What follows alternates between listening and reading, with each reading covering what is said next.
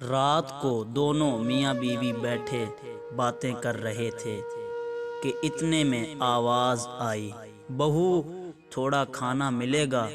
سسر نے تالا لگے فریج سے سہارا لیتے ہوئے کہا۔ بیوی باہر آئی اور منہ پھیر کر غصہ چڑھاتے ہوئے بولی، یہ وقت ہے کھانے کا؟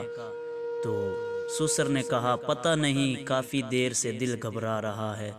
بیوی بولی، دل گھبرانے پر لوگ پانی پیتے ہیں، لیکن آپ کو بس کھانے کی پڑی رہتی ہے۔